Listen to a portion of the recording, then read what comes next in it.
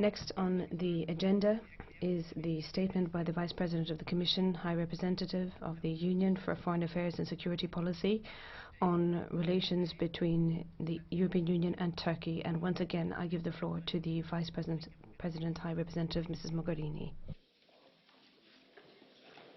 Thank you, Madam Chair. Once again, we gather here to discuss Turkey, and rightly so. I see that we have the group leaders, most of them present here in the hemicycle. Our relationship with Turkey is at a crossroads because Turkey itself is at a crossroads. On the night of July 15th, we discussed it in September, I remember very well. During the attempted coup d'etat, we stood on the side of Turkey's democracy and of the democratic institutions. We stood on the side of the Turkish people, who took on the streets and confronted the tanks bravely. We stood on the side of the over 200 innocents who were shot down that night. We stood on the side of the parliament as it was being bombed, and of the Turkish parties, all of them that spoke against the coup and in support of democracy. All of them. We supported the Turkish democracy on July the 15th, and it is exactly the Turkish democracy we support today as we see the leaders of the People's Democratic Party, a legitimate party in the Turkish parliament, arrested and imprisoned. The arrest of the co-chairs of HDP, as well as the detention of several of its deputies, adds to a long list of extremely worrying developments. These include considerations to reinstate the death penalty, continued restrictions on the freedom of expression, the closure of media outlets and arrests of journalists, academics, the suspension of thousands of civil servants, with a very worrying situation for the judicial system.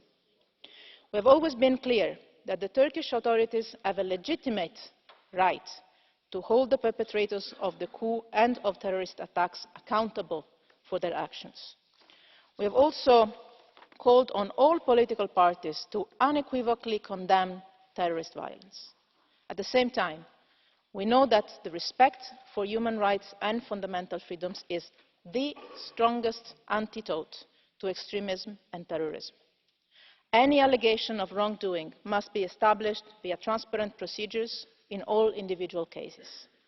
Individual criminal liability can only be established with full respect for the separation of powers, the independence of the judiciary, and the right of every individual to a fair trial. These are positions we all agreed on in the Foreign Affairs Council just 1 week ago on Monday.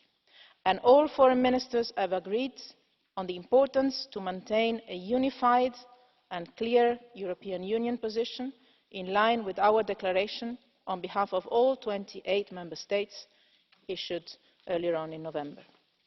Our relations with Turkey have reached a crucial point.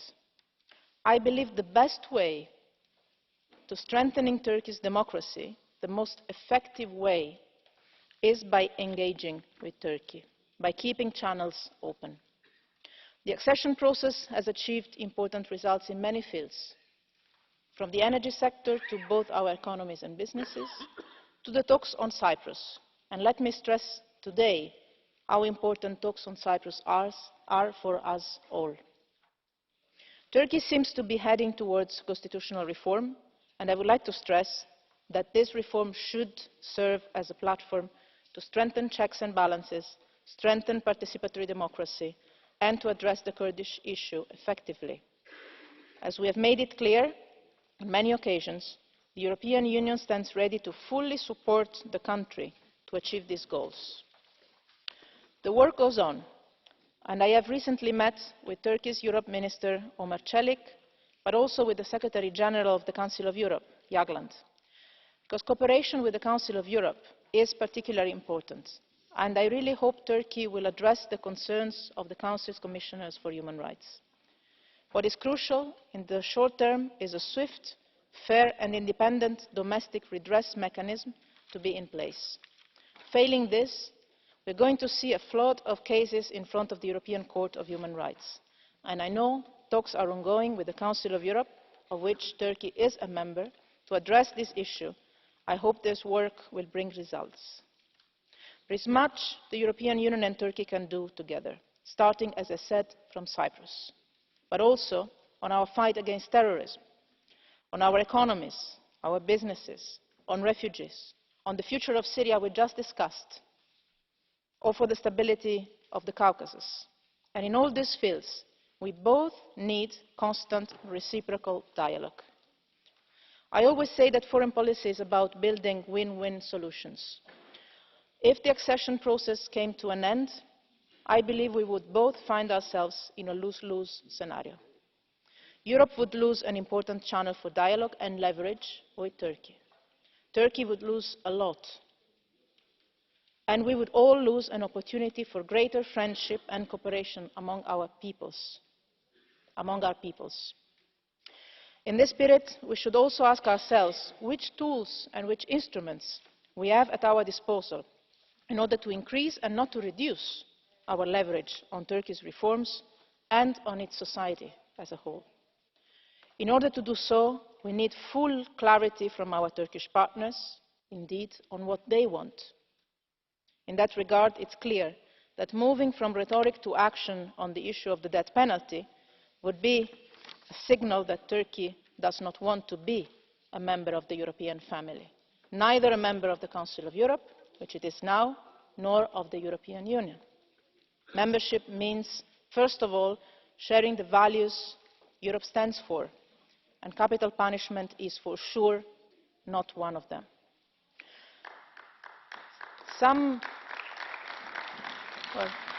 Good to see that at least here in our chamber we do.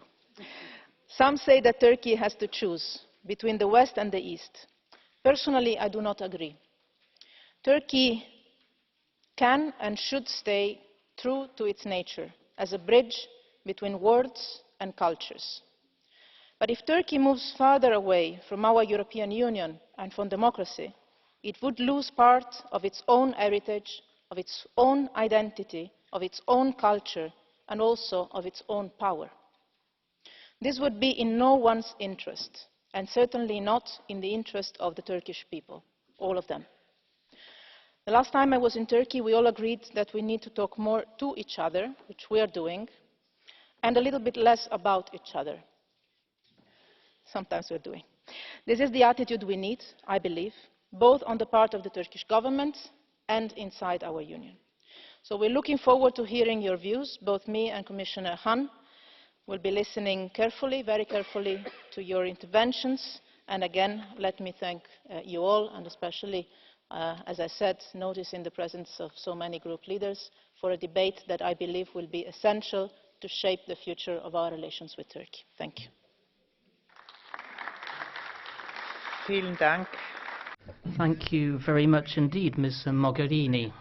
The first speaker is Manfred Weber for the EPP. 3 minutes. Thank you, Vice President, Commissioner Hahn. Ladies and gentlemen, in July there was the attempted coup, and it was impressive to see how civil society in Turkey stood up and fought. Of course, in partnership with politicians in Turkey. They fought for the rule of law, for democracy, and against military control. And Turkey can be proud of the fact that they have managed to defend rule of law and democracy against the military. And I think this is perhaps something that we haven't said sufficiently during that phase, and expressed enough support for those forces in Turkey. But those who defend the rule of law must now implement it, and that's the point we've arrived at now. It's quite clear for us in the EPP that we respect Turkey. We want a stable Turkey and a democratic Turkey. And in my speech today, I would like to remember Ataturk, a great Turk. Peace at home, peace in the world was one of his slogans. And another thing that he said was sovereignty should not be based on fear. Sovereignty, which is based solely on weapons, cannot be maintained. Colleagues, the message that we should send to Turkey, not use our European arguments, but their own arguments, what really represents Turkey's tradition, respect for their own values and their own people. The putsch was a violation of the people's rights, and but however, it shouldn't be misused now. Respect for other opinions is an extremely important point. Turkey has always been strong when it's been tolerant, but 110,000 Turks have been dismissed from their posts in public service. 36,000 people have been arrested, and 38 members of parliament have their immunity waived since the putsch. Rule of law, the rule of law index puts Turkey behind Myanmar. Currently, 170 media outlets have been closed down. Respect for partners is another important point. Turkey is a responsible and reliable NATO partner, and that is why we are counting on partnership in this area as well. It's also a reliable trade partner, and so it's surprising to see this threat now that Turkey will build alliances with Russia and China and play them off against Europe. I think that doesn't constitute respect for partners. And we also need to look at the long term. Turkey needs Europe and needs good relations. There are 10 times as many Turkish exports to Europe as there are to Russia and China counted together. The EU pays 650 million to Turkey at the moment to support the current administration, and now we see that Turkish growth has almost come, economic growth has almost come to a standstill. So this is the result of recent weeks and months, and it is a shocking one. Mrs. Mogherini, Vice President and High Representative, I think has made this point, but it is up to us now to put this into clear words. We can't simply stand aside and observe. We cannot simply have business as usual. And for that reason, my group supports the demand to freeze accession negotiations at the moment, not to break off negotiations, but to send the message that the Turkey, in its current situation, cannot continue negotiations. And quite clearly, if there is a decision to reintroduce the death penalty, such a country cannot become a member of the European Union. We need to make that quite clear. Colleagues, my point here is not to criticize. Turkey is a friend and a partner, and we need to appeal to Turkey to change its course in the interests of its own citizens, not first and foremost in the interests of the European Union, but because it is the wrong course for Turkey. Thanks. And the next speaker will be Mr. Pittella. The floor is yours. Grazie, Presidente. Thank you, Speaker. Hello to Ms. Mogherini. Some figures have already been bandied about by Mr. Weber. Enormous spine-chilling figures. 40,000 people arrested without formal charge. 130,000 people dismissed without any reason. 145 journalists in prison. That's the highest number of imprisoned journalists around the world. 1/3 of judges and public prosecutors have been withdrawn. 11,000 teachers suspended. 10 MPs thrown in clink, and 36 mayors followed them, replaced by state commissioners. This is completely unjustifiable, even when combating a coup d'etat, which we immediately condemned. You just can't justify this behavior. This is the result of upheaval, of course. Even a group like the Socialist and Democrats group, which has always been and is still very much in favour of Turkish accession, but we are in favour of freezing accession talks, not interrupting them. We want these talks to be freezed, to send a strong political signal, a signal to Erdogan. Do not continue striking out along this path. Do not strike out along the path of political repression, stamping on people's rights. Backpedal. It's in the interest of your own people, in the interest of your people. They want a modern democracy linked firmly to Europe. And we need to send a clear signal by freezing talks on accession that we should leave open the door for dialogue. The idea being that in the future, hopefully in the very near future, we can resume discussions and we will be able to work together towards a full democratization of Turkey, which is a very important geopolitical and geostrategic partner. It's also a strong religious partner for the European Union. But we Socialists and Democrats would not have got where we are right now if we had not been confronted with such a horrible reality. We cannot keep stum. We will not we will not have our hands tied when at stake are the values of democracy and respect for human rights. And I'm glad that this Parliament, or at least a majority of this Parliament, I'm glad that we can express our firm view on this. We stand firm on the freezing of accession talks, but we are open to dialogue for the future. Thanks. And next one, Mr. Kamal. Thank you. Whatever our personal views, the time for us has come for us all to be honest and open with Turkey, a country that has seen remarkable economic growth thanks to increasing economic freedom, under a governing AK party that has married together Islam with democracy and economic liberalisation.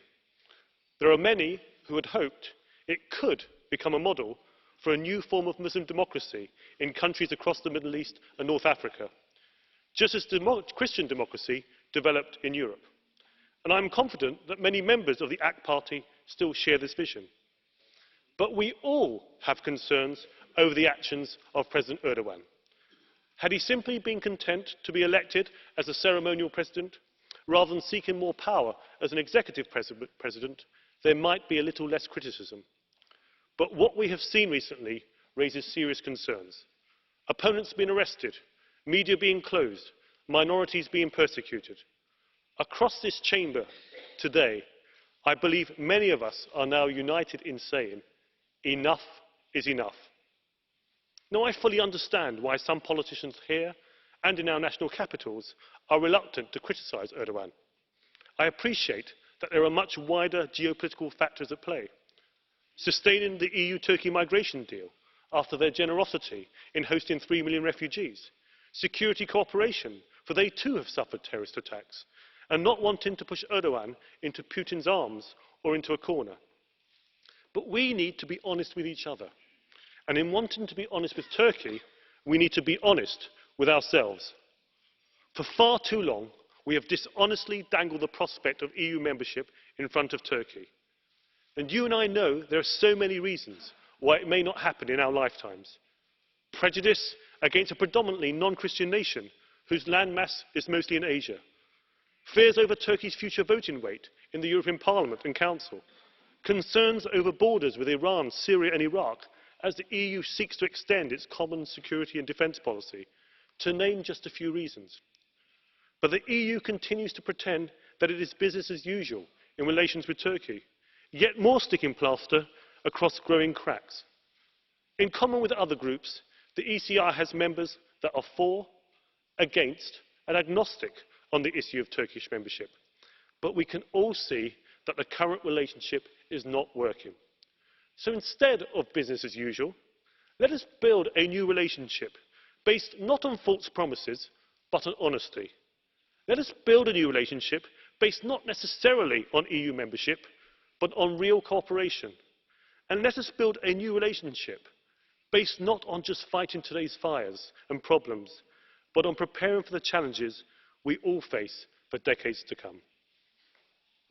Thanks. And next, Mr. Verhofstadt. Yeah, a moment I was thinking that Mr. Kamal was saying let's merge the Brexit and the Turkish files, but I don't think that he was saying. But Mrs. Mogherini, you are saying, yeah, we need to know what the Turkish authority wants. I think we all know what the Turkish authority wants. They want accession to the European Union. They want a visa-free regime. the fastest as possible. They want additional money because of the deal we did on migration, and they want certainly no interference and no criticism of our side on what's happening, the shift to an autocratic system in Ankara and in Turkey. That's what they want. But let's not fool ourselves anymore.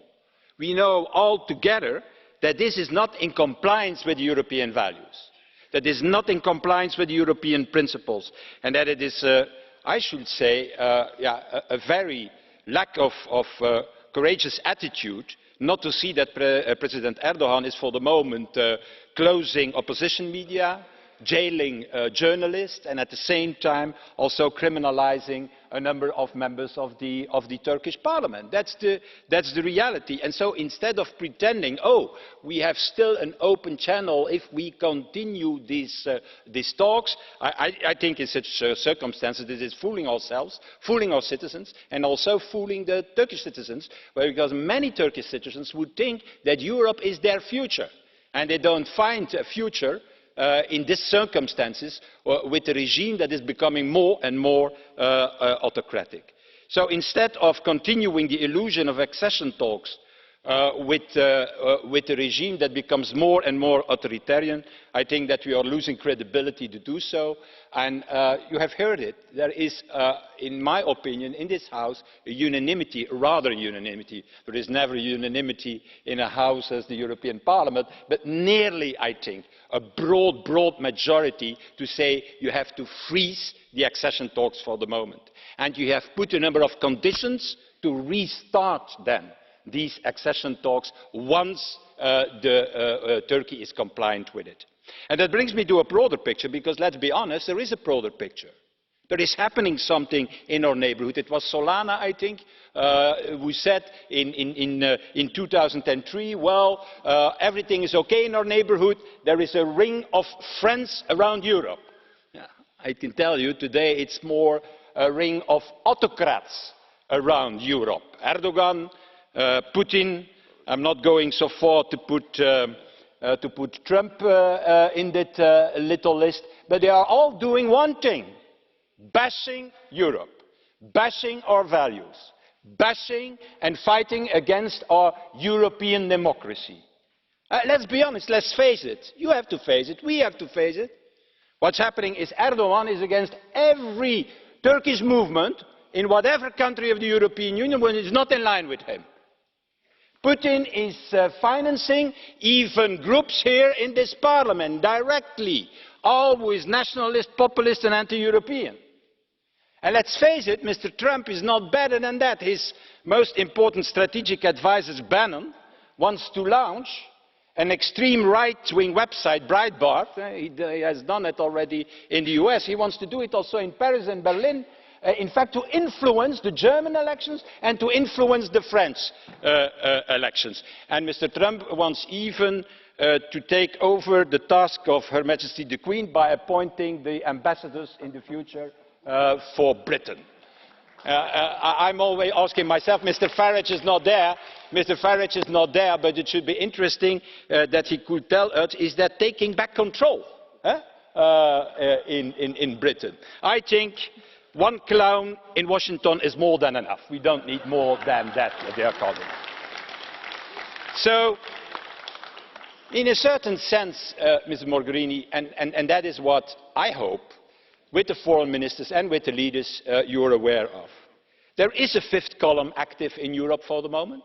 And the fifth column are not the refugees coming in from Syria, as Le Pen and Farage are saying. No, the fifth column are the cronies of a number of autocratic leaders. It be Putin, it be Erdogan, I hope not tomorrow Trump, who want to undermine the European Union. And it's time to fight back and not to make it happen. And it's time, if our European leaders don't do it, that we are doing it with the European Parliament. It's now or never, I think. Mr. Verhofstadt, there is a blue card for you. Are you ready to answer? Mr. Verhofstadt, are you ready to answer? There is a blue card from Mr. Ferrand. Mr. Farage, a blue card of Mr. Farage. Mr. Ferrand. Oh, no. Yes, Mr. Ferrand. And I will give only one blue card per speaker. The floor is yours. Alléluia. Hallelujah. There's been a miracle, Mr. Verhofstadt. For the first time, we're here, you're talking about Turkey. Well, you're criticizing the National Front and Turkey, the populists. Well, you're talking about Turkey to really talk about the National Front in Russia. You're a bit of an opportunist, Mr. Verhofstadt. You're talking about Turkey when, for years, Mr. Verhofstadt, there's been a problem with Turkey. And you're only opening your eyes now? Well, my question, you're asking that we freeze or suspend negotiations with Turkey? We're in the 70th chapter of 32, but are you also asking for the end of negotiations with Turkey? Well, I was always defending the entry of Turkey into the European Union because I always felt that it's not on a religious basis that we should define European civilization, but it's on the basis of our values, on the basis of other criteria. But I'm not crazy. I see what's happening in Turkey. And what I see, it's not a position in my group, but in your group, which is starting to have a lot of sympathy for Mr. Erdogan, because the more authoritarian he's becoming, the more you find that he's a good ally for the future. Okay, and the next speaker will be Mr. Hadjigeorgiou. The floor is yours.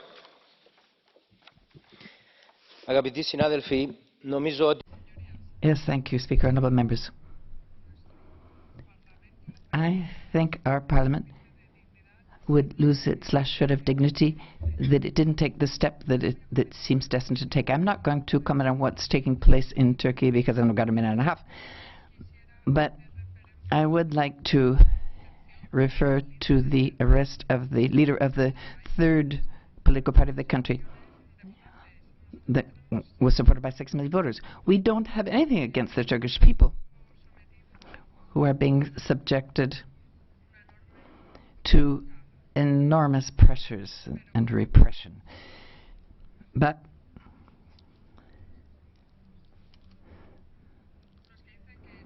those who say that they don't want to approve this resolution because it might influence the situation in Cyprus, well, I don't think they're right.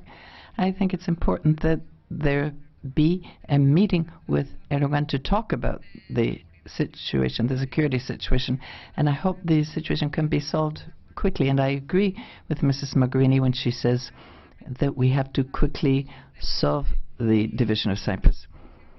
And the solution that we're suggesting would be a solid basis. And we cannot allow it to be any other way. Yesterday, the result was negative, and now we all have to contribute so that the European Union really contributes to this important success. Thank you. Again, a blue card from Mr. Voigt. Are you ready to answer? Yes, please, Mr. Voigt.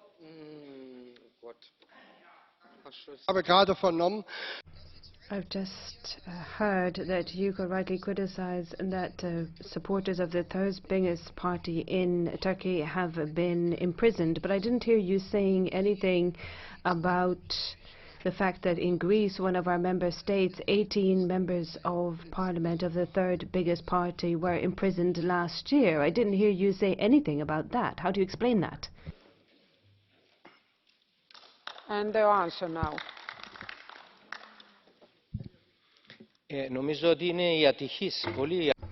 Well, I think that this is a rather sad comparison, comparing the arrest of the leader of a democratic party with people you're referring to who were arrested because they committed crimes. Madam President, ladies and gentlemen, colleagues, before we enter into negotiations on this difficult resolution, I would like to say, having had many talks with members of the Turkish Parliament, that I and my group and the majority of this House want the coup in Turkey to be clarified. We are in favor of people being prosecuted under rule of law, those who were involved. What is not acceptable is that we are now being asked to approve mass imprisonments, mass persecutions and disproportionate action against all Turkish politicians, anyone who is even remotely associated with the Gulen movement, against judges who hand down independent sentences, against liberal journalists, against writers who are expressing their free opinions in this debate. We are being expected to accept that that is all part of clarifying what happened during the coup. I think that developments over recent weeks have made it clear to us that we cannot continue as we have done in the past before the change of the situation in Turkey, which no longer has anything to do with rule of law. And thus the majority view in this House is that freezing accession negotiations with Turkey is the appropriate reaction. I have to say, in addition to that, that I have been in Turkey regularly recently, and I have been shocked again and again. Ahmet Turk was imprisoned recently. He is a highly respected individual who has supported the peace process and who has been the mayor of this wonderful multicultural and multilingual town of Mardit. I'm really shocked by that. And at the same time, I find it difficult to imagine the future. I think that we should send the message contained in our resolution, but at the same time I would like to say to ex-President Gül and Prime Minister Davutoglu and all of our colleagues in the Turkish Parliament that what has guided us in Turkish policy towards Turkey, which was trying to ensure freedom and security and democracy for both European citizens and Turkish citizens, is still what guides us today. I don't want to see an end to dialogue and attempts to achieve understanding with Turkey. And I say this for the last time in my capacity as co-leader of the Greens EFA group. And I think it would be a shame if we were to lose the bridges that we have built over these last 12 years towards Turkey. That would be very sad to my mind, because in all of the talks I've had with Turkish dissidents and opposition figures in recent weeks in Turkey, in all of these talks, we heard the appeal that the dialogue should be kept open.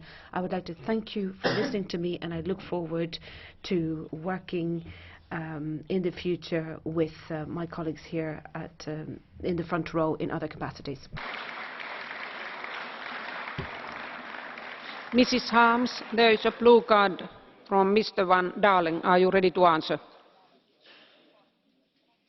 Yes. Mr. Van Dalen.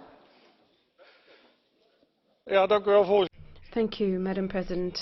President, just like the other group leaders in this House, Mrs. Harms gives very good description of the abhorrent actions of Mr. Erdogan recently, and all speakers before her also emphasized this. But then the final conclusion is that we want to continue dialogue, and therefore we're going to freeze talks. Well, what kind of dialogue is there? Mr. Erdogan is not listening to Europe. He is going his own way. He is arresting opponents, cracking down on dissidents. I was in Mardin recently and I was told we have to get rid of him. So why don't we simply put a stop to this accession?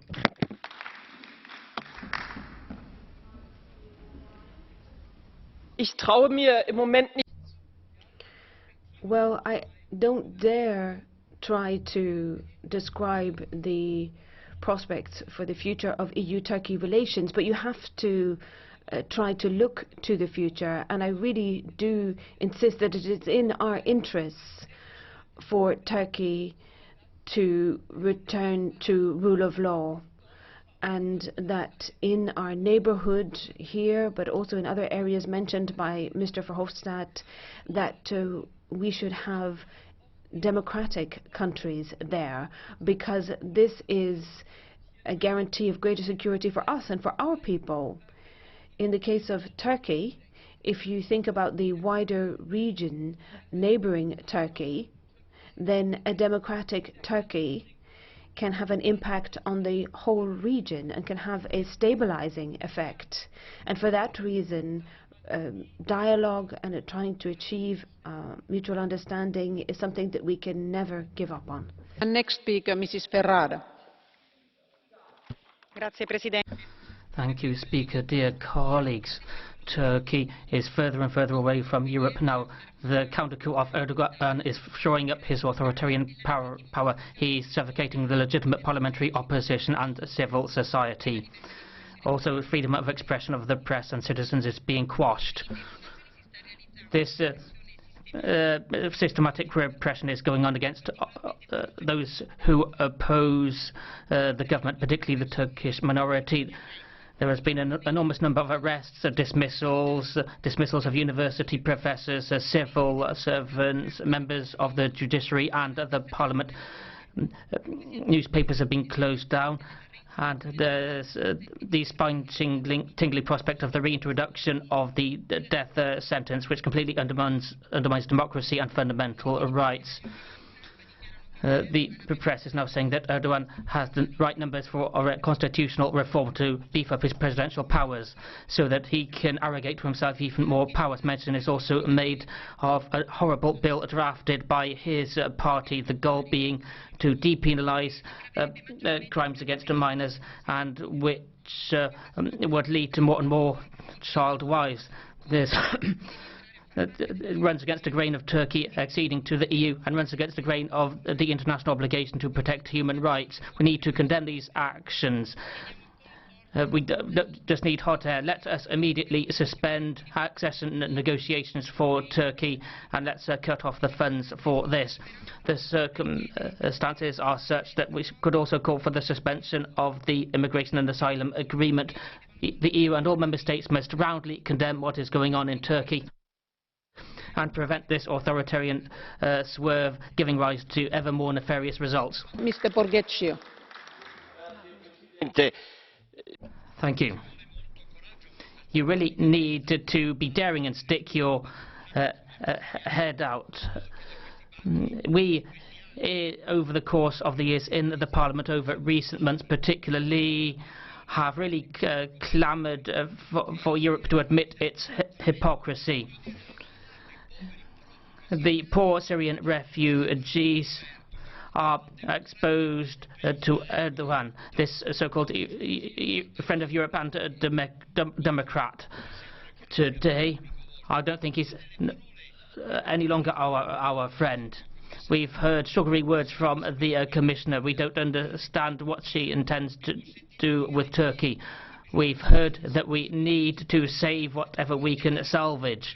We've also heard that Turkey is important because it's a pillar of NATO.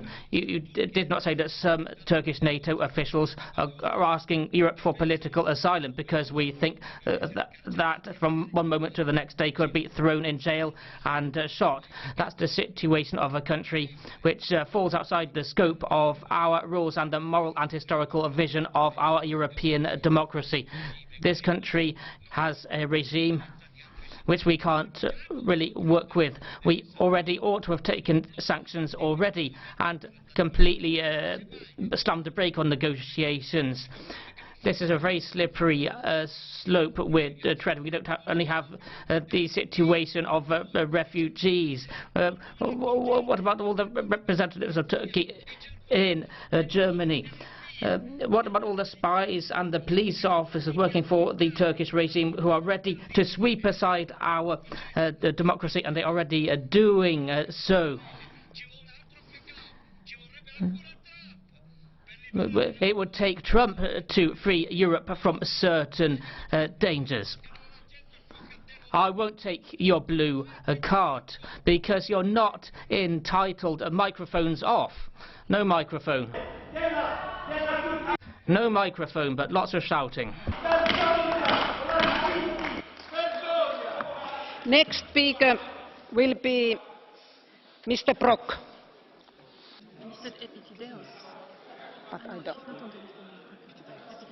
Oh, sorry, it was Mr. Epitideos.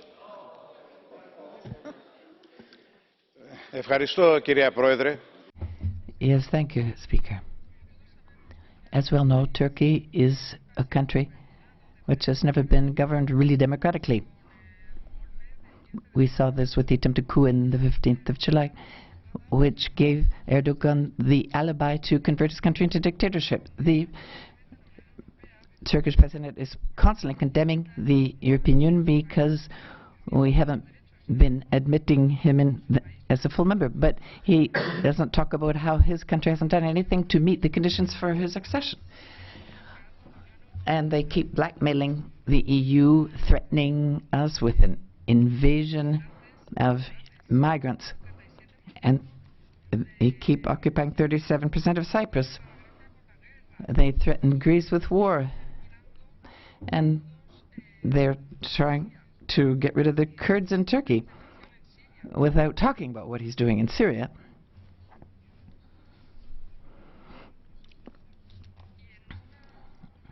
And at a recent meeting in NATO, he threatened that Turkey was going to join the Shanghai Agreement, which is an agreement between China and Russia, as you know.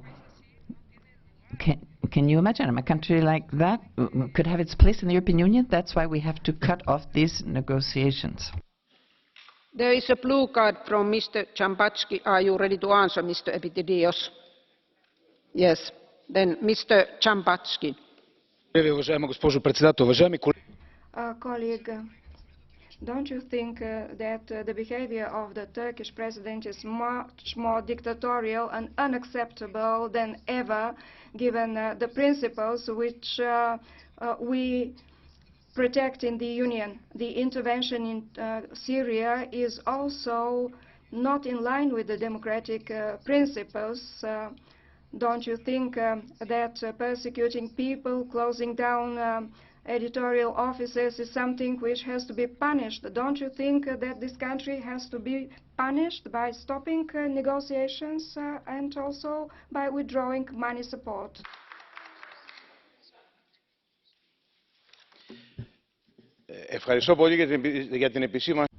Yes, thank you very much for those words.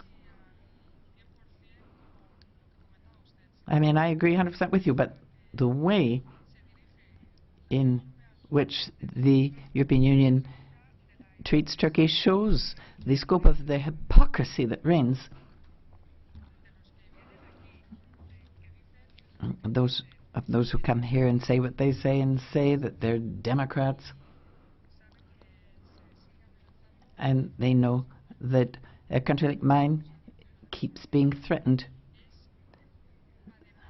So it's unacceptable what Mr. Hadjigeorgiou said and others taking account of how they behaved today here in the Parliament.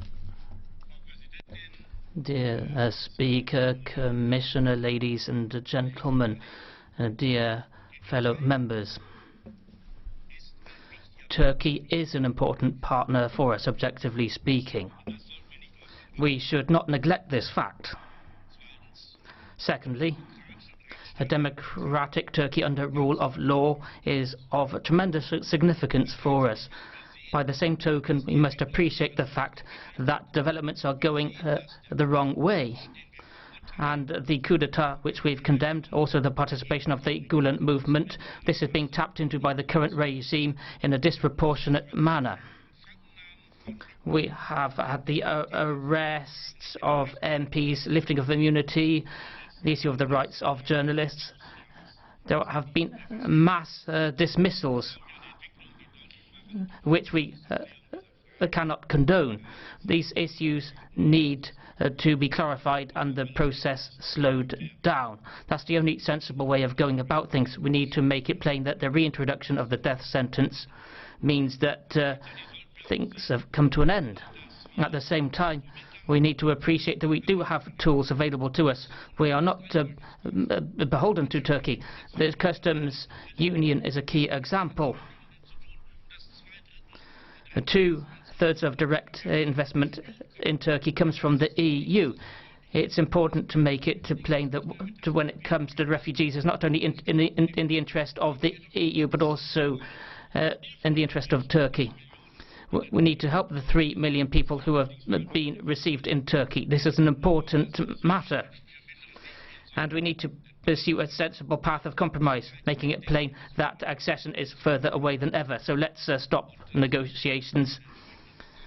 And we need to bring pressure to bear on Turkey with the right tools. I think it's important that on this issue we make it plain to Turkey that we won't be insulted. In Turkey, you have the PKK. It's classified as a terrorist organization. Turkish ministers claim that we are supporting terrorism. That's an incredible insult laid at the door of the EU we cannot swallow. A colleague here mentioned Cyprus. It would be great if the agreement in Cyprus among the various parties came into being. And we ought to keep that one certainly on the back burner. I want to give information that I don't give blue card to those who are on the speaking list. And then the next one will be Mrs. Piri. Thank you, Chair. The Turkish population is going through a difficult time. There is a serious threat of terrorism, both by ISIS and PKK, the war next door in Syria resulting in 3 million refugees, and on top of that the coup attempt last summer. Unfortunately, the actions taken under the state of emergency have further aggravated the situation. Many people live in fear for their loved ones who have been dismissed or arrested without any legal proceedings taking place even 4 months after the coup attempt. 10,000 of families are directly affected by the purges, including 145 journalists and 10 of our colleague parliamentarians who are in jail. We acknowledge the importance of good EU-Turkey relations and remain committed to keep Turkey anchored to the EU. During the last decade, it was this Parliament that has consequently each year called for the chapters on rule of law and democracy to be opened, because we take the process seriously. The current situation, however, leaves us with no other choice than to call for the temporary freeze of the accession talks. It doesn't mean we should stop our dialogue, but we have come to the point that a meaningful negotiation on EU integration is not credible. We are not abandoning the Turkish citizens. They believe in the same values as us.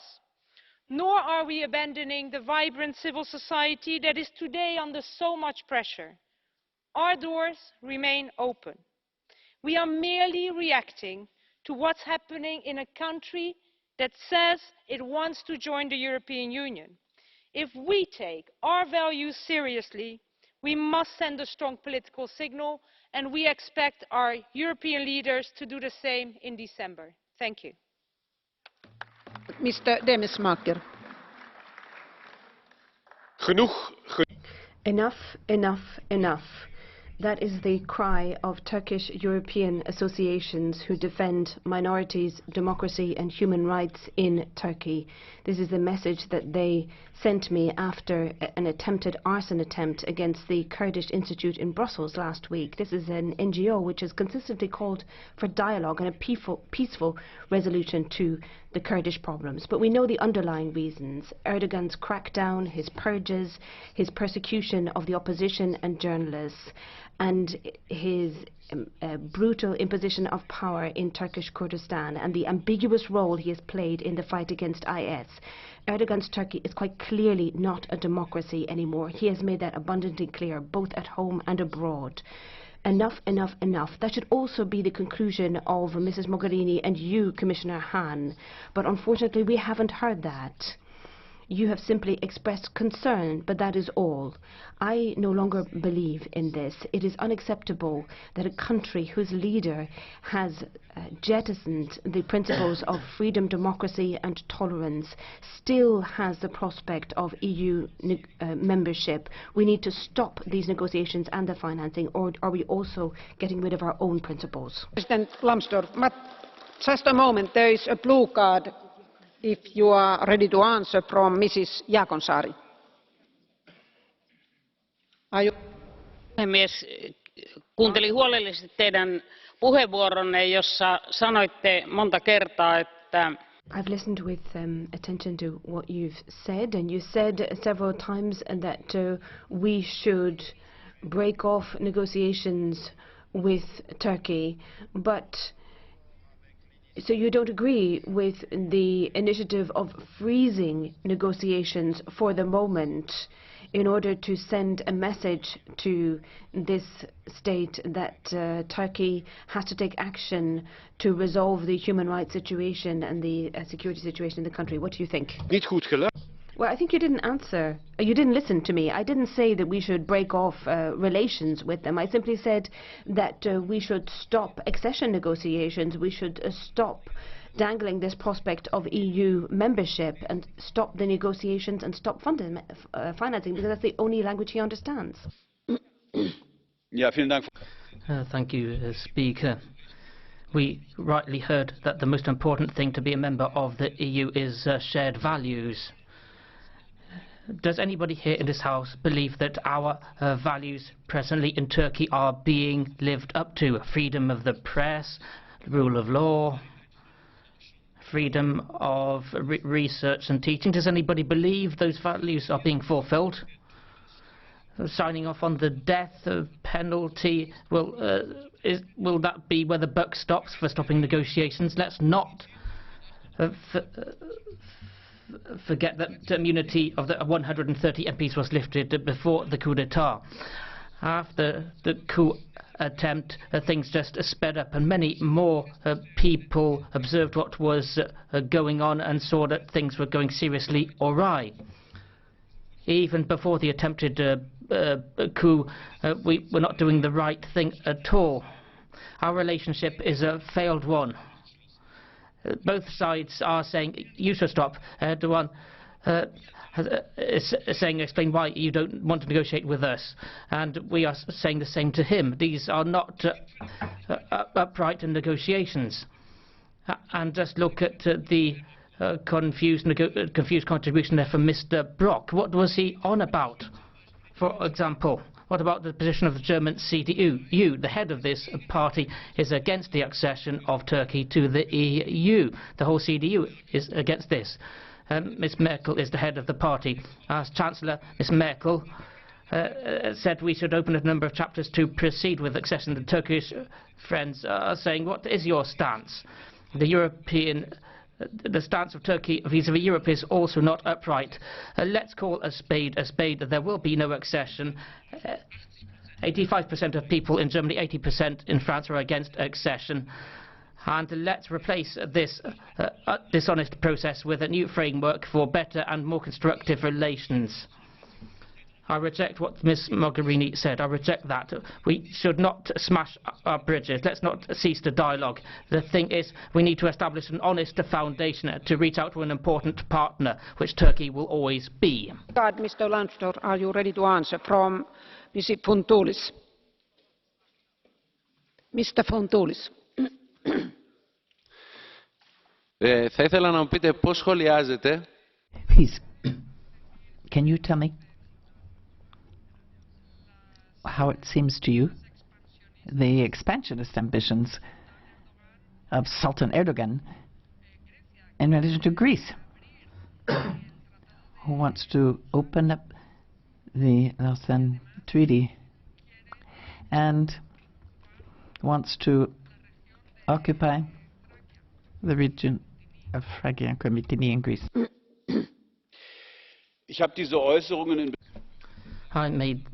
I heard this about the statement of Lausanne. This is very exercising, because the territorial issue was last raised in 1923. But counter question to you: why is the Greek government supporting the government and the Austrian government why they're not taking fresh steps? Greece wants to negotiate further. I can't get my head round this whatsoever. What is Athens trying to do?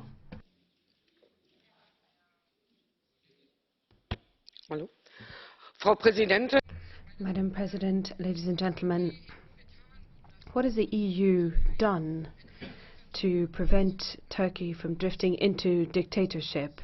The Commission and the Council were busy looking the other way while at the same time producing progress reports. Why?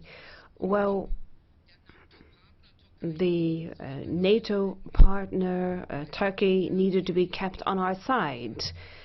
Ladies and gentlemen, no EU member state has ever stopped arms supplies to Turkey.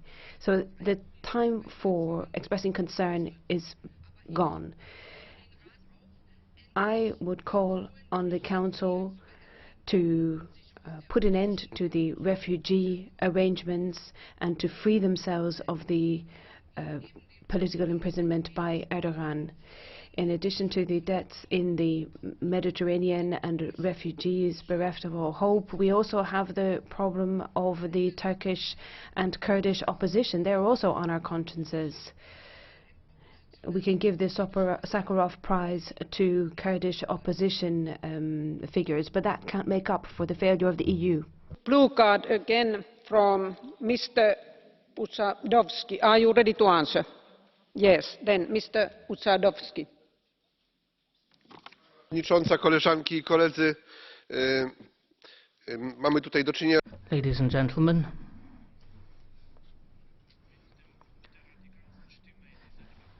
we are dealing with the most radical voice in this debate. We all agree that there is no future for the negotiations with Turkey.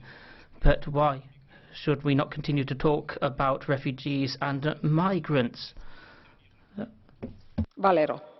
Mrs. Michels. Das kann ich Ihnen sagen. I can tell you why.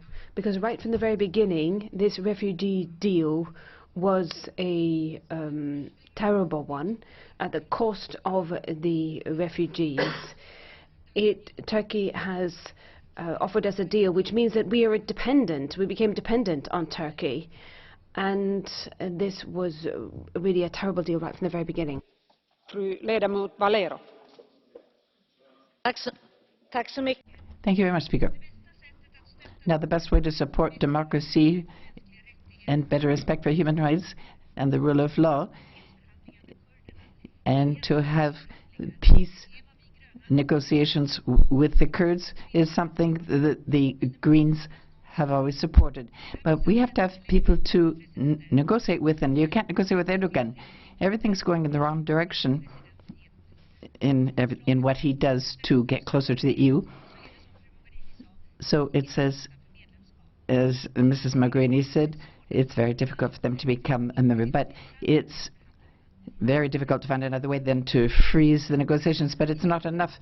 We ought to also freeze the agreement with Turkey. I'm not saying that we should stop giving money to the refugees, but we have to stop sending refugees back to Turkey so that then we're dependent on a man who's blackmailing us with these refugees. If the member states showed solidarity for the refugees who came here, we wouldn't have a big problem. There is a blue card from Mr. ZDECHOVSKY. Are you ready to answer? Yes, Mr. ZDECHOVSKY. The floor is yours. Paní předsedající. Thank you, Madam Chair. I would like to ask you, you spoke about stopping the funding of refugees. Have you ever been to a refugee camp in Turkey? Have you seen how they live? Have you seen where the money is used? So what exactly are you going to stop? What would it help to stop the deal with Turkey? Will you punish Erdogan, or will you punish the people who need the aid most? Thank you. And nu ledamot Valero. Mrs. Valero. Well, I said the opposite, that we shouldn't stop giving money to the refugees in Turkey. There are different aspects of the agreement with Turkey. What I said was we should stop sending the refugees back to Turkey from Europe to Turkey. Turkey isn't a safe country for the refugees, and therefore we ought to stop it. But of course, the money has to come to the refugee camps in Turkey, in Jordan, in Lebanon, and all the countries who are receiving the largest number of refugees. I mean, we're only getting a small part of them. And now Mr. Castaldo. Thank you, Speaker. I would like to start by warmly welcome all the colleagues who finally woke up. I wonder where you were whilst we over the course of the years have been pointing and accusing a finger at all the authoritarian attitude struck by the current Turkish executive and Erdogan. We would like to remind you of the ambiguity in the fight against terrorism. And on this, nobody complained, only a few people, because it was convenient. I would like to recall the neo-imperialist territorial ambitions of Kurdistan and so on and so forth, calling into question decades-old treaties, denying the rights of the Turks. There was this SHIELD operation to stop them moving forward.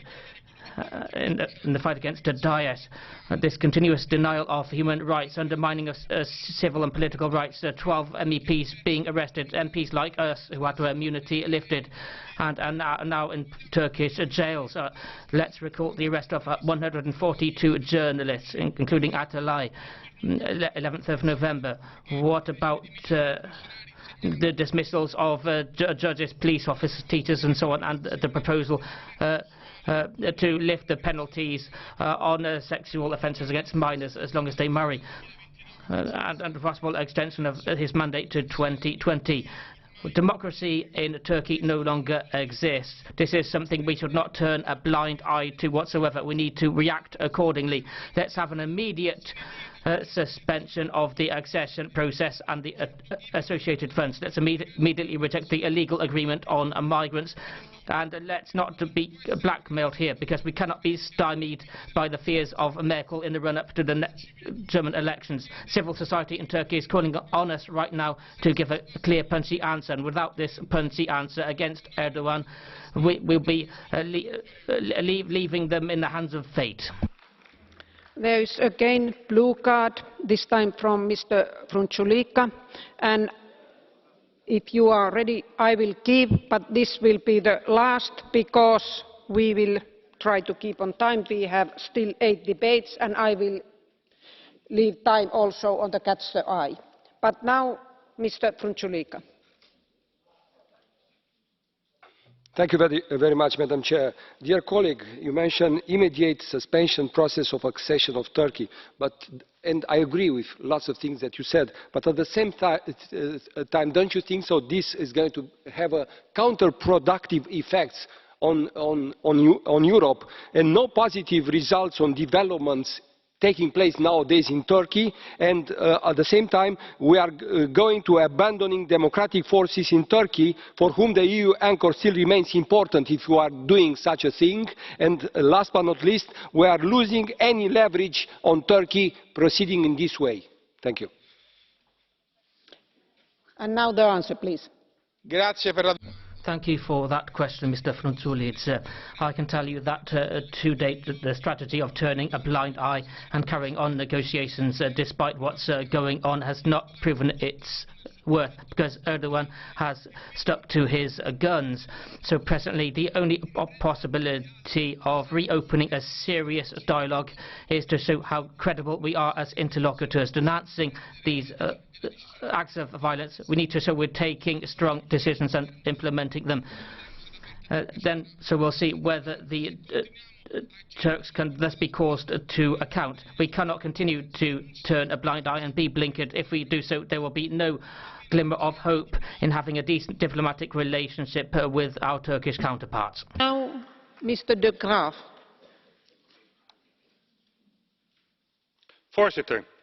President, Commissioner Timmermans should have been here, because recently he said that there are indications that Gulen was involved in the unfortunately failed coup attempt in Turkey, and he referred to an American report.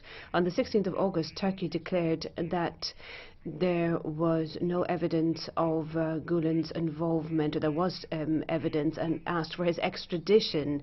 So where does this assertion come from? Does this report exist, and does the Commission agree with Mr. Timmermans? Did Mr. Timmermans perhaps get this information from the Innovo company, which was set up by some MEPs included. What is the involvement of Mr. Timmermans in the Innovo company? And if he cannot prove his assertion, he should resign. Because, to be honest, you can only say something if you want to excuse the dictatorship of Erdogan, if you want Turkey to join the European Union at any cost, if you want to maintain economic liberalism, and we have to put an end to this. Madame la Présidente. Thank you, Speaker. Well, we've discussed Turkey a lot of times recently, but I think the debate today concerning relationships between EU and Turkey is emphasizing this, because we're asking something which is pretty strong. That is a putting off or a freezing or a suspension of the negotiations of accession. We're asking that the accessions do not continue. And I think we have to be very careful in this attitude, because in our political group, even if we suspend this temporarily or put it off, we shouldn't be understood as a parliament, be the institution that wants to put an end to the negotiations. I think the temporary character has to be emphasized. We need a list of criteria which would make it possible for us later to resume the negotiations if the resumption is on the agenda of Ankara too, because it is possible, we have to be aware of this, and we have to assume our responsibilities. It's possible that Erdogan, after our gesture, will decide himself to put an end to everything. So let's remain cautious, prudent in the way we express ourselves. Thank you. Mr. Fleckenstein. Speaker, accession negotiations are only being suspended, not broken off, whatever people might like. Our friends in Turkey should be aware that today we still believe in the possibility of a common European future. Our proposal is not to block contacts, because in the future there will be dialogue. Here I concur with the Commission and the Council. It would be good to find this attitude elsewhere, but something needs to be said. The Turkish President is moving Turkey away from democracy, away from rule of law, and away from the most basic rights and freedoms. At the same time, we are conducting accession negotiations. That's not honest, and it's not fair to people in Turkey, and it's not fair to our co-citizens, because it's a two-way street. Let's take a time out. Let's use this break for a host of talks with the many Democrats in Turkey who want to have a different Turkey, a democratic Turkey based on rule of law. We won't leave them in the lurch. We will remain by their side. We have a lot to do together. Now, Mr. Tannock. I've had concerns about the direction of travel of Turkey for many years, particularly since the AK party took power in 2003.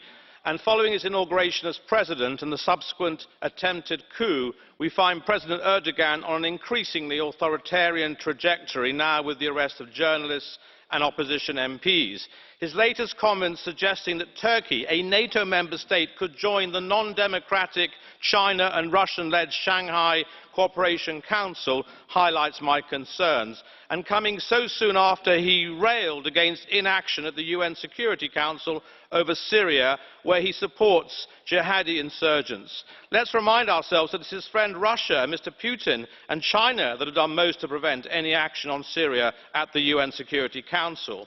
It's clearer than ever that President Erdogan does not seek to lead a Turkey that is capable of meeting the democratic and rule of law criteria for EU membership. Bearing in mind the crucial relationship that exists between Turkey and the European Union, it's perhaps now time that a new framework for relations be considered.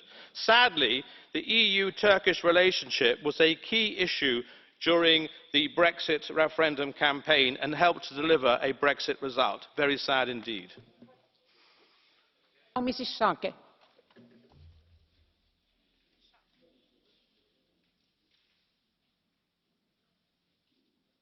Yes, thank you, Madam President. Over the past days, a lot of people in Turkey who are desperately seeking a democratic anchor to hold on to asked me why this House is calling for a freeze of the accession negotiations. And as a friend of Turkey, I wish I would have never had to answer that question. But the violations of the rule of law and human rights are too severe to continue as if it's business as usual. They directly violate the framework of accession negotiations and the Copenhagen criteria. Hundreds of thousands of people have been fired, mass arrests have happened, journalists are imprisoned, NGOs are closed amid a climate of fear and self-censorship. So we have no choice but to respond to the disproportionate measures after the despicable coup took place. It has known only losers. Therefore, we call on the freezing of talks. They could be reviewed when the lifting of the state of emergency takes place and when measurable, fair trial and due process standards are met. Turkey needs to return to a democratic path and respect the rule of law. And furthermore, principles such as the presumption of innocence, freedom of expression, separation of powers and fair trial should have meaning.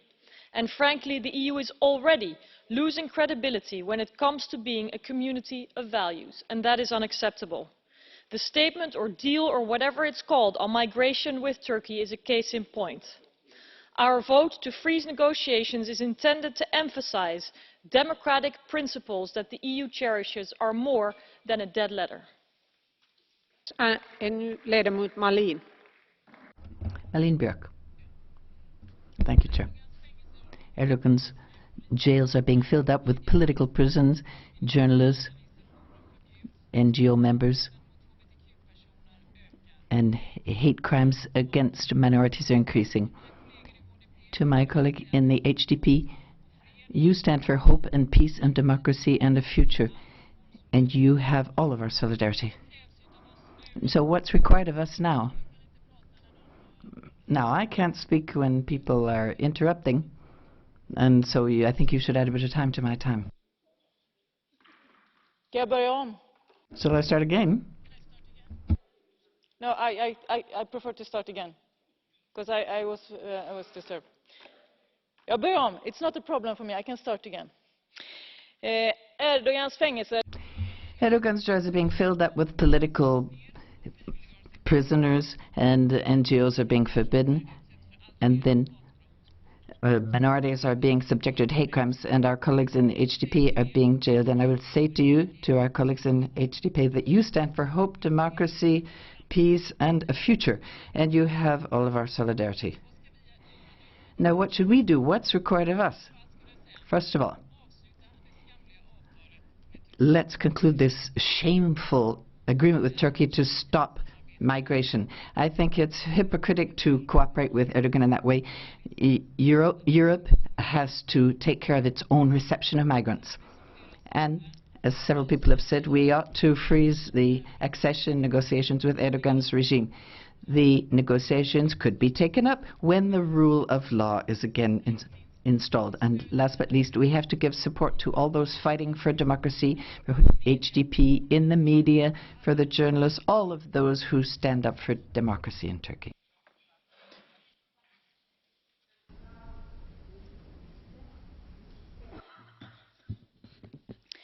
Thank you. A lot of colleagues have been mentioning that we should use our different tools, or we should look for tools that we could actually use in order to send a strong signal to Turkey, and I agree that we should indeed do send such a strong signal. And I think we have those instruments, we have those tools.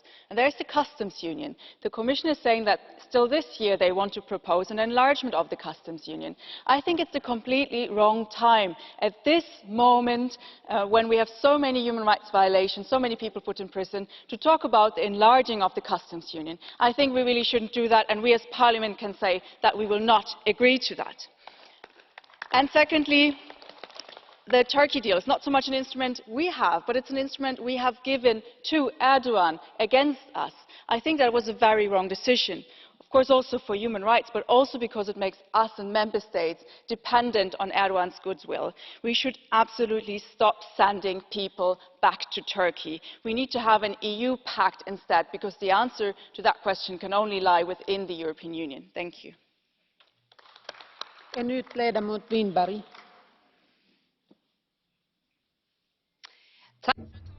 Thank you, Speaker.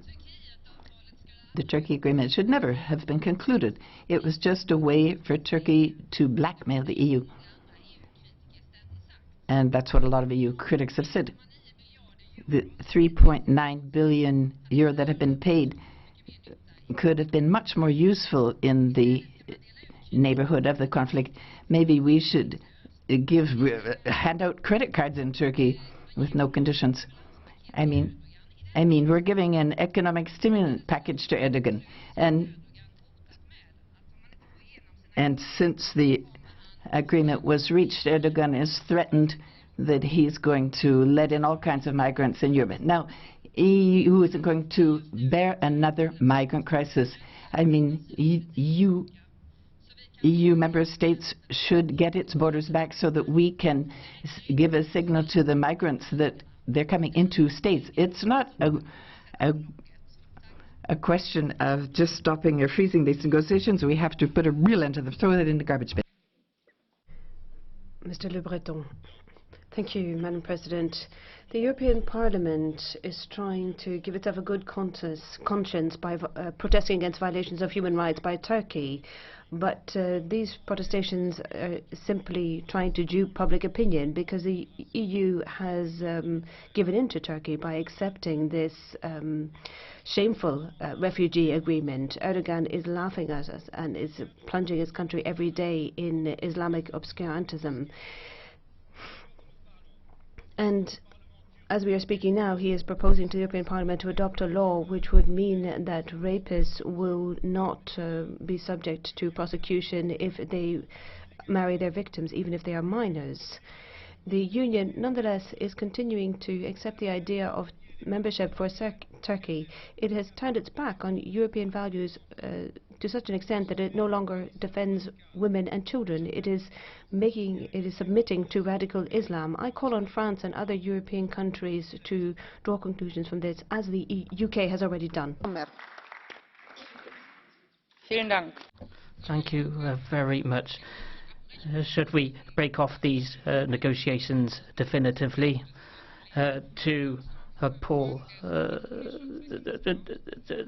in line with Mr. Lambsdorff? That's precisely what Erdogan wants.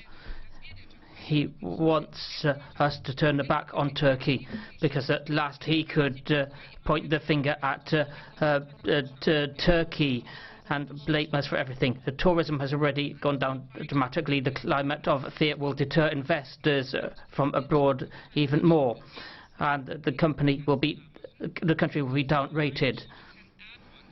This is purely and simply the fault of Erdogan. He's abusing the state of emergency to fulfill his private dreams, and is pushing his country into the abyss. We need to be smart here.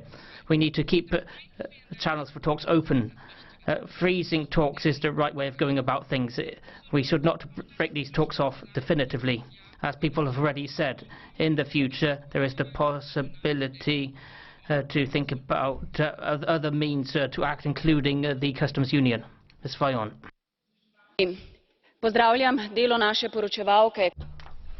Thank you very much. I would like to welcome the work of our rapporteur Kati PIRI, who is a very committed monitor of the events in Turkey. Turkey is a very important strategic partner for the Union. We share many common challenges, and I would wish for us to be able to discuss this country in a different way today. But that is not the case, unfortunately. The picture is very bleak.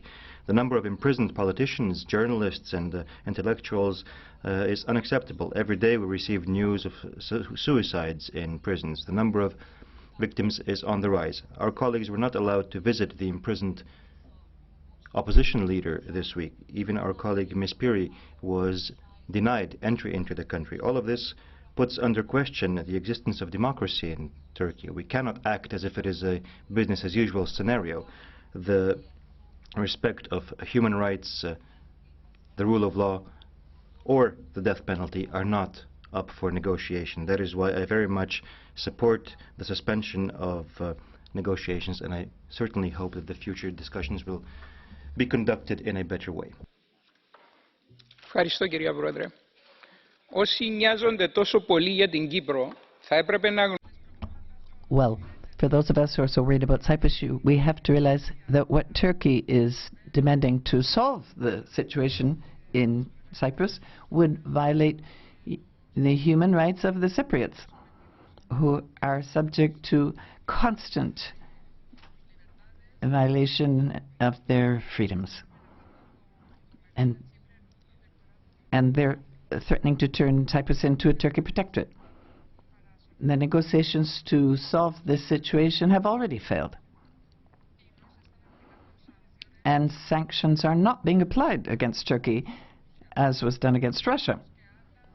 Those of you who talk about solving the Cyprus situation would never accept the conditions that Turkey endeavors to impose. You don't know what the solution Turkey proposes would mean. And Turkey would be controlling the EU through the right of vote that it would have through the confederate government in Cyprus and through the leader of his community. So we have to apply sanctions to Turkey. The time has come. Thank you, Madam Chair. This is Vice President Mogherini, Commissioner Hahn, dear colleagues. Turkey's integration in the European structure started a long time ago, but unfortunately we still don't see conclusive results. Turkey is not just a candidate country, it is also a geostrategic partner for the EU, and we should support the positive development in the area of mutual beneficial cooperation. Together we experience so many challenges that could be overcome only in close partnership. Turkey has a robust functioning market economy and it is the fifth largest trade partner of the EU, while the Union is its main trading partner. There is also a big untapped potential for further development in this area. The recent coup d'etat attempt created a turmoil in the society that could be overcome not least by the sincere European support for Turkey's democratic institutions, including the government, opposition parties and the civil society organisations. In this regard, a suspension of the negotiation process will be counterproductive. If we interrupt abruptly this process, how will we continue our support to the civil society and the influence acceleration of the necessary reforms? As part of the accession negotiations, if we have succeeded to open chapters 23 and 24, using the administrative capacity of the European institutions, it would have been possible to synchronise the legislative framework of Turkey with the European one. We consider that this is the way to continue working with a democratic, inclusive and stable country. Otherwise, suspending the negotiating process, we will contribute to the weakening of the civil society and the pro-European part of the people of Turkey. Thank you. Thanks. And next one, Mr. Maragall. Ms. Mogherini, Mr. Hahn, for once the stance of this Parliament is plain to see. If only this was the case all the time. In Turkey, things have reached to a point where we can't turn our glance the other way. Things are getting more and more complicated for the Council and Parliament, and we cannot continue to make airy-fairy statements here. The civil society in Turkey and the Turkish people are the only real victims here, and also the refugees. We have not yet shouldered our responsibilities, and they've become a protective shield to protect Erdogan and his regime. So, freezing negotiations is the clearest message we could send. This will only work if Council and the Commission really implement this. There needs to be a frank and direct dialogue without taboos or restrictions as proposed by Ms. Mogherini. We need to know where we're at in this dialogue, the EU and Turkey, in order to take the right decisions and without rushing headlong into things. Can Turkey continue to aspire to accession? Can we divert Turkey from the going to the brink? Thank you. The fact you consider yourselves advocates for human rights across the world but support the principle that a Turkey led by Mr Erdogan can become members of your club smacks of hypocrisy. This is a regime that persecutes its citizens, imprisons journalists, covertly supports Islamic State and has even considered legalising child rape as long as the rapist then marries the child. I'm relieved to see that the Turkish government appears to be backing down from this, but to have it even considered is a disgrace. You spend €650 million a year to support this junta. Do you think this is a responsible way to spend taxpayers' money, or that the 40,000 people who have recently been arrested are grateful for your support of this dictator? Thank you. And next one, Mr. Mayer. Thank you, Madam President. Well, one thing is becoming very clear when you look at the debate here in the House today, which is the highly suspect ethical approach in this union in relation to this matter. How long does the list have to be? Mrs. Mogherini read it out. How long does it have to become before we take action? Mrs. Merkel is worried about Donald Trump and his human rights approach. Here we are talking about human rights and democracy, and you are not prepared to intervene in Turkey. Ladies and gentlemen, Turkey, and this is a very important point, for over 40 years has been trying to become members of the European Union, but you don't seem to be aware of that. You have to be honest, finally, towards the Turks and the Europeans and say that we are going to break off negotiations and suspend financing, which doesn't mean that you have to break off all dialogue.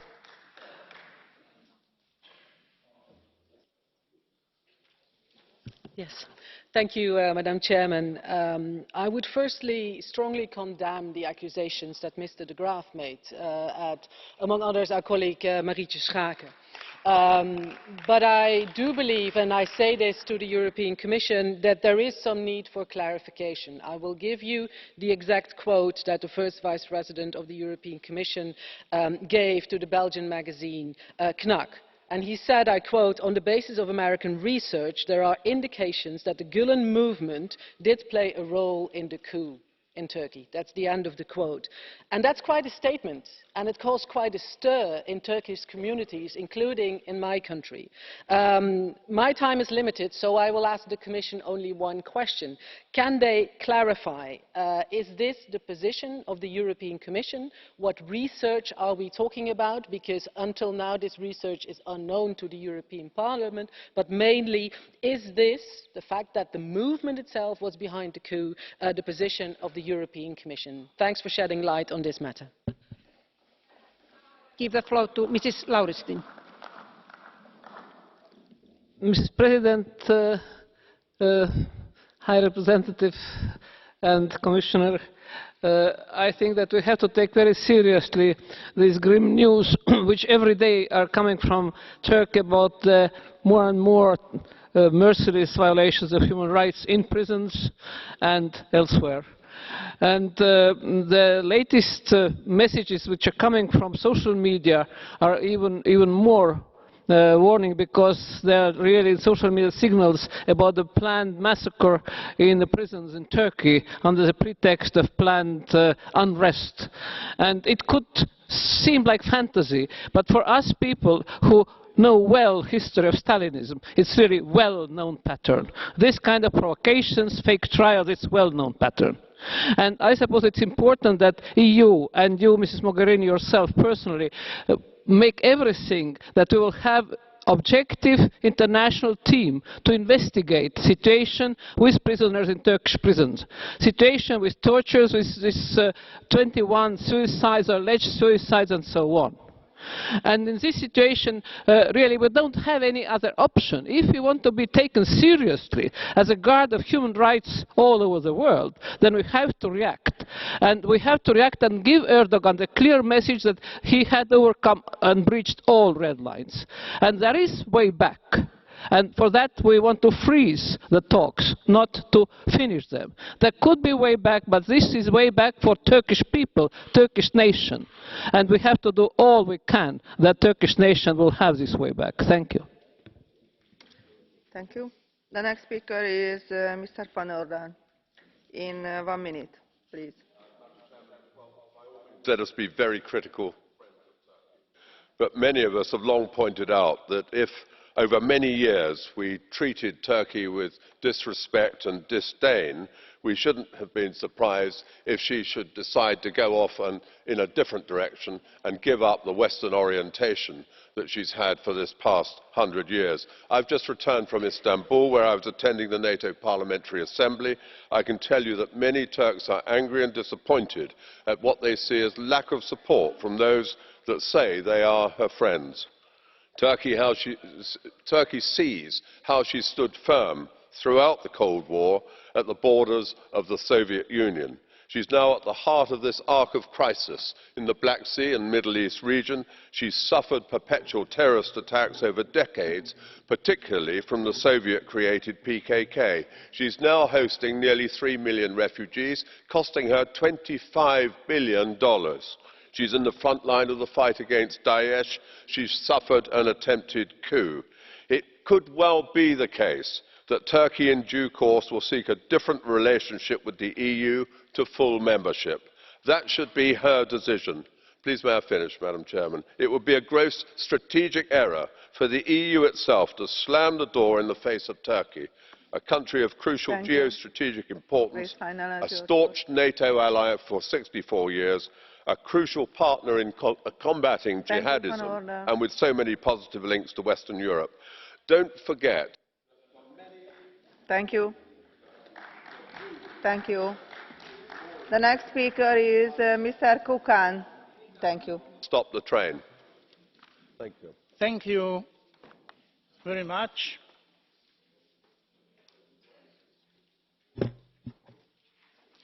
It is clear for us, and I hope for the Turks as well, that restricting civil liberties, violations of rule of law and human rights is not consistent with commitments of the country aspiring for the EU membership.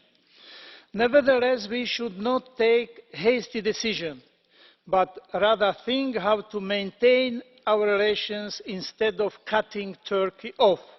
Suspending the negotiations will probably only worsen already tense situation. What will be our next step? We might lose our ability to support any democratic developments in the country, as most of them is linked to the process of Europeanization. We also will have to be ready to reopen many economic and security issues related to such decision. We face difficult decisions. However, we should not shut the doors on Turkey, because once we will want to open it again, we can find there something which can surprise us unpleasantly. Thank you very much. Köszönöm én is. Következő hozzászólón Kirkos képviselő úr, és szintén 1 perce van. Parancsoljon. Ευχαριστώ, κυρία Πρόεδρε. Παρακολουθούμε. Thank you, Chair. We are monitoring with a lot of concern the attacks of Mr. Erdogan on the rule of law and civil society. We have to give support to the Turkish society and fight for the respect of fundamental freedoms and the rule of law. You can't close doors. We have to adopt measures to strengthen relations, also trade relations. But what are the citizens of Turkey seeing? Well, that we're abandoning them if we freeze these accession negotiations. And this will mean that Erdogan can keep on tightening the screws on his people, closing any European perspective to them. And that will make it even more difficult to solve the situation in Cyprus. And Turkey might even come back to the charge, so we have to adopt measures. Thank you, Mrs. Trebesius, for 1 minute. Thank you, Madam President. Europe is itself in a deep crisis. Europe is old, inflexible, and is in decline because of decentralization and excessive regulation. The decline of our continent means that we are no longer taken seriously. Turkey is currently breaking with all democratic values. It's becoming an Islamic dictatorship. At the same time, the German government is saying nothing because of the refugee deal. This deal, negotiated by Mrs. Merkel, is Erdogan's most important vehicle in the transformation to a dictatorship and a brutal crackdown on minorities. The refugee deal protects Erdogan from sanctions and even from criticism. Mrs. Merkel criticized the new US president-elect and talked about European and Western values and talked about the fact that they were a precondition for cooperation. She was very good, not so good, however, at standing up to Erdogan. Our common values are simply being ignored and trampled underfoot. The number of Turkish citizens who have applied for asylum in Germany is huge. There are going to be consequences, and we have to send a signal. Mrs. Šojdrová, for 1 minute. Thank you. Colleagues, Turkey is dealing with a number of problems. Despite this, Turkey is a key partner for us in the fight against illegal migration. It is our partner for the return of refugees. The agreement that has been signed is being fulfilled. Turkey forms a part of the alliance necessary for a peaceful solution in the Middle East. It is our ally in NATO. We are again discussing Turkey because we are concerned about the development of President Erdogan's policies. Turkey is moving away from European standards. This is proved by the fact that our delegation EU-Turkey has not met for a year and a half. It is understandable. Turkish representatives are probably not interested in explaining some of their oppressive policies. I want to call on Madam High Representatives to stand up for 2 Czech citizens that have been arrested and are to be put on trial for forming a part of the Kurdish militias and are to be accused of terrorism. I call on her to stand up for them, make sure they are properly investigated and released. Thank you very much. Mrs. Valenciano, for 1 minute. Thank you, Speaker. This is a very sad plenary debate. There are those of us here who have always stood up for Turkey making progress towards joining the EU, but now we will have to call for a freezing of these negotiations. And one of the knock-on effects, and this is unfortunate from Erdogan's policies, is that it's the grist to the mill of those who have always been enemies of Turkey. There are those of us, however, who have always stood up for Turkey, and we would like to launch a message to the Turkish people. There are people here who want to stand up for your rights, the dignity of women, freedom of expression, freedom to pursue politics. We want to do this because this is the Turkey we believe in, and that's why we are calling for a freezing of talks. Our hope being, and that of the Turkish people being, that one day these freedoms and democracy can once more be seen in Turkey. The next speaker is Mr. Christoforou, in 1 minute.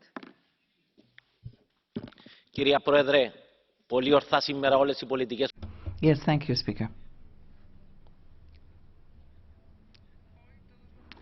Today, all of the groups are denouncing the violations on the part of Turkey of human rights and fundamental freedoms. But I'd like to emphasize that this isn't something new. Turkey's been doing this for years. And nobody criticized them, not even the European Union. And that's why Turkey has continued threatening and acting in this way. I mean, we've seen for years that Turkey hasn't been respecting human rights in Cyprus, a member state of the European Union. And the president of Cyprus has never ceased in his efforts to try to find a solution, and yet Turkey has refused to put an end to its threats. So this is totally unacceptable. We're talking about threats to a country which is a member of the European Union. So it's the responsibility of the European Union to solve the problem of Cyprus, because Turkey continues threatening not just Cyprus but Greece, saying that they aren't going to respect international agreements. The speaker is being interrupted.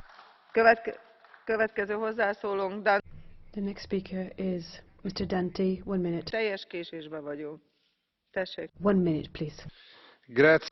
Thank you very much, Speaker. As with many other colleagues, I'm extremely exercised by the recent events in Turkey. The attempted coup d'etat last July was extremely anti-democratic, and we should condemn that, but we should have followed through with proportionate measures. The government should have done that, but this was not the case. For many years it's been an accession candidate. We cannot accept repeated infringements of human rights, mass arrests, lack of protection for human rights, and the possible reintroduction of the death penalty. Europe is not just an economic union, but first and foremost it's a community of values. Particularly in the International Trade Committee over the past few weeks, we've been sifting through proposals for a renewal of the trade agreement between the EU and Turkey, and we want to reform the customs union with Ankara. Given this, we need to be consistent with our values. Either Turkey takes a backward step, or it will be up to us to change our attitude by sending clear signals, such as freezing the accession process. Köszönöm szépen, képviselő úr. Thank you. Next, Mr. Androulakis, for 1 minute. Kezésére, tessék. 2.300 δικαστές και εισαγγελίες. Yes, thank you. More than 2,000 judges and members of the judiciary, hundreds of journalists,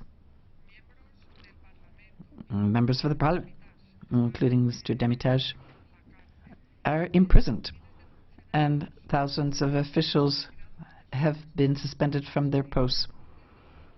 What's happening is unprecedented, and it's of a scope that is terrible. Erdogan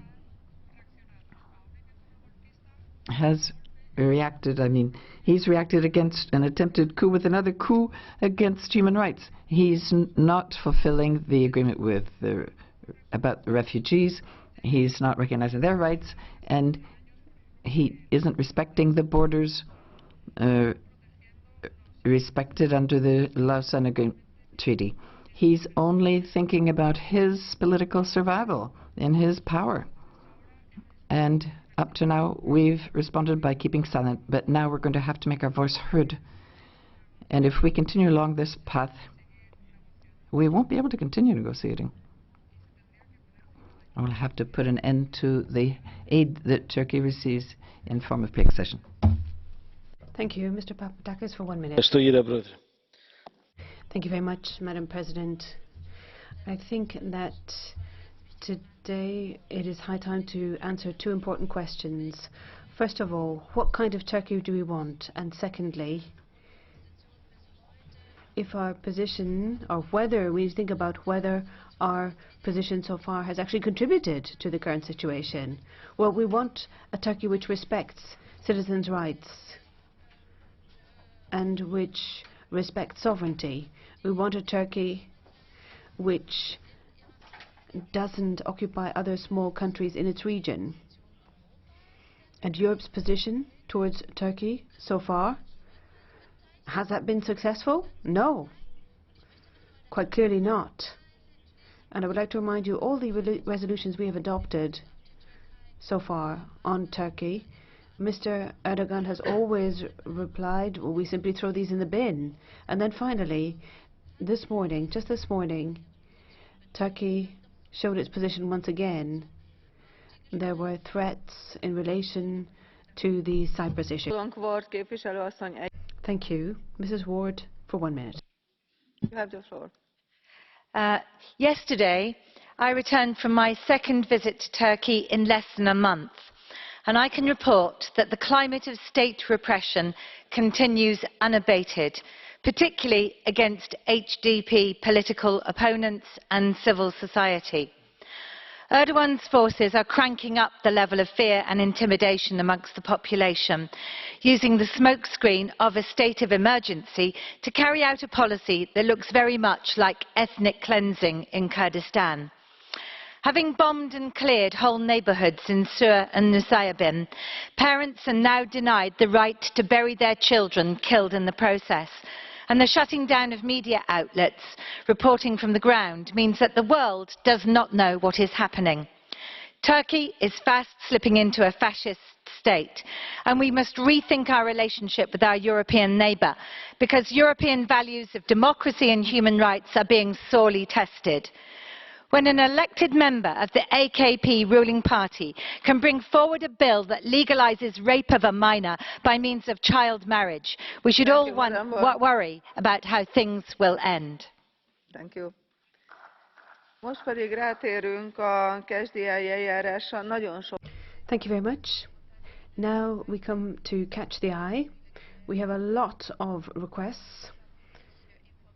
My colleagues inform me that we are behind, so I won't be able to give the floor to every member. Mr. Bogovic has the floor first. Hvala za besedo. Thank you very much for the floor.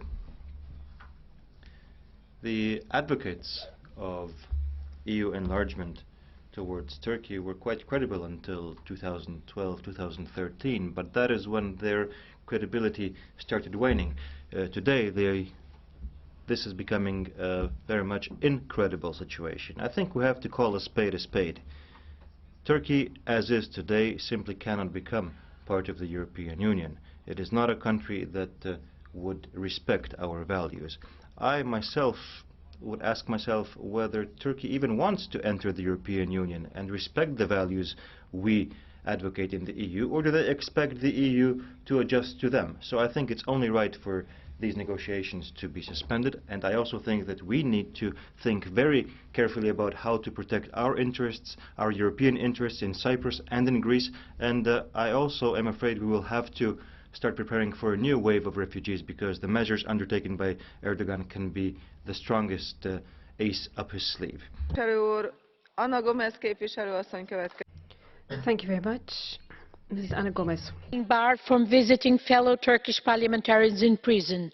10 from HDP plus 37 mayors of Kurdish cities are jailed, besides thousands of journalists, judges, teachers, officers alleged to have links with the July coup. The EU should be alarmed and warn against the mass murder likely in preparation of prisoners whom Erdogan considers linked to the Gulen movement. Already 20 appeared suicide, certainly to hide traces of torture. Already pro-government media report of mass escape plans by jailed prisoners, a convenient excuse to execute them. The EU must ditch any pretense that accession negotiations are still possible with the repressive regime of Erdogan in his latest crazy power grab. Let's instead, Ms. Mogherini, engage and support all those brave men and women in Turkey who fight for democracy and human rights and resist. We cannot be friends with a regime that brutally attacks the Kurds and oppresses the Turkish people. Thank you very much. Mr. Marius, 1 minute. Ήρθε καιρός να μπει ένα τέλος στο μεγάλο εμπεγμό της ενταξιακής πορείας της Τουρκίας. Yes, thank you. We have to put an end definitively to the negotiations with Turkey for its accession to the European Union. Turkey, for years, is failing to fulfill its obligations and its commitments. And right now it has an attitude that is totally unacceptable. We see how they want to change the use of emblematic sites like Hagia Sophia. And they continue with their threats.